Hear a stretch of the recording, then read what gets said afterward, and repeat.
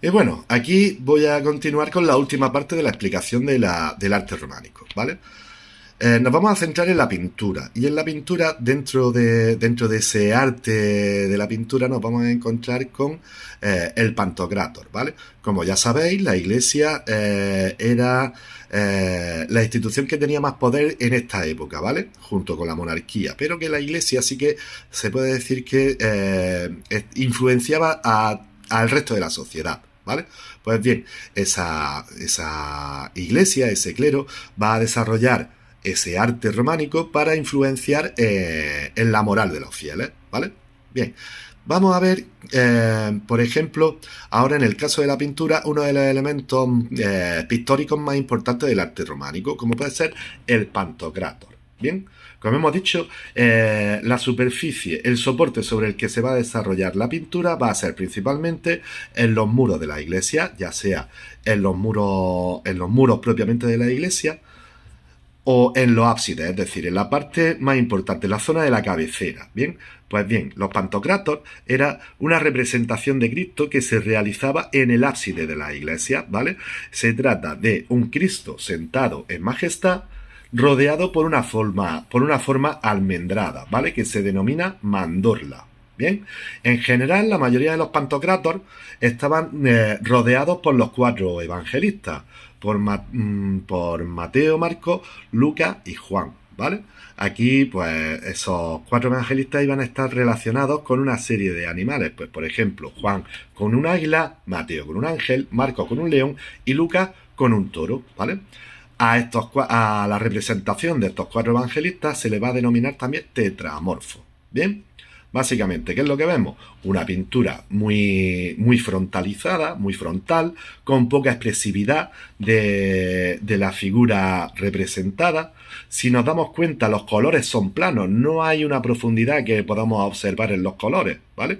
Esa profundidad se realizaría eh, mediante una degradación de los colores. En cambio, esos colores aparecen muy planos. Bien, por otra parte, hay poca naturalidad, en cuanto a los ropajes. Son muy, muy, muy esquemáticos. Bien, bueno, pues vamos a ver otro ejemplo de esta pintura románica. Bien, pues aquí tendríamos esta representación del Pantocrator de San Clemente de Taúl, que estaría situado en la zona de Cataluña, ¿vale? Por otra parte, fijaos, aquí tendríamos esos colores que no aparecen degradados, es decir, colores planos, y por otra parte lo que nos encontramos es el tetramorfo, es decir, a los cuatro evangelistas, ¿vale? Bien, vamos a seguir con la explicación. Bien, no solamente aparece el Pantocrátor, también hay algunas iglesias que, como sabemos, van a estar relacionadas con el culto a la Virgen y a los santos. Por ejemplo, aquí nos encontramos con una iglesia románica dedicada a la advocación de Santa María, ¿vale? De la Virgen María. Por lo tanto, nos encontraríamos con este edificio, con esta iglesia de Santa María de Taúl, en el que nos encontramos a la Virgen María haciendo de trono de Cristo. Observar colores planos, ¿verdad? No hay degradación, frontalidad en cuanto a la figura, ¿bien? Y sobre todo, muy poca naturalidad en las pinturas, en los dibujos, ¿vale? Por otra parte, como sabemos, las pinturas románicas estaban delineadas por líneas muy gruesas, ¿vale? Líneas negras muy gruesas, como podemos observar en toda esta zona, ¿vale? Aquí vemos esas líneas de contorno muy gruesas en la que se destacaba la figura el contorno de las figuras, quiero decir, ¿vale? Bien, no sé, como hemos dicho, este sería el ábside, este sería la zona que está justo por encima del altar, la parte más importante de la iglesia. Bien, por otra parte, como hemos dicho, la pintura también ocupaba prácticamente todos los elementos constructivos. Aquí, por ejemplo, estaríamos en el intrador, en la parte interna de un arco de medio punto que estaría caracterizado por la realización de esa pintura románica muy esquemática, muy poco naturalista y con colores planos. Por ejemplo, aquí tendríamos ese ejemplo de horror vacui, es decir, de la pintura ocupando prácticamente todo el espacio arquitectónico, bien, como podemos observar en la Capilla Real de San Isidoro de León, bien, seguimos observando muy poca naturalidad, frontalidad, colores planos, ¿vale? Y sobre todo, representación de elementos religiosos o de temática religiosa, ¿vale?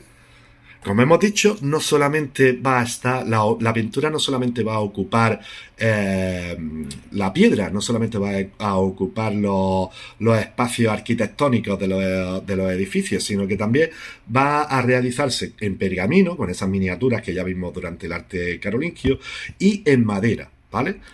Aquí lo que nos vamos a encontrar, por ejemplo, es un frontal de madera, una parte que estaba situada por detrás del altar y en el cual se realizaba una serie de imágenes representadas tanto con la Virgen como con los santos, ¿vale? Si nos damos cuenta, volvemos otra vez a lo mismo, esa línea muy oscura y gruesas para delimitar los contornos, frontalidad, muy poco naturalismo, y en este caso, como estáis observando, las burradas estas que están ocurriendo alrededor de la Virgen, que también está rodeada por esta mandorla, por esta almendra, de lo que nos habla es de el martirio que sufrieron una serie de santos, ¿vale?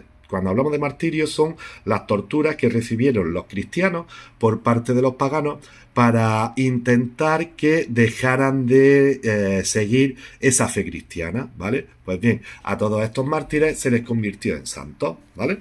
Volvemos otra vez a lo mismo, figuras contorneadas, colores muy planos, frontalidad y sobre todo muy poca naturalidad, que era lo que buscaba la pintura románica en esta época, que era lo que buscaba la iglesia, que los fieles conocieran el mensaje, no la belleza de la pintura, sino el mensaje que se intentaba transmitir, ¿vale?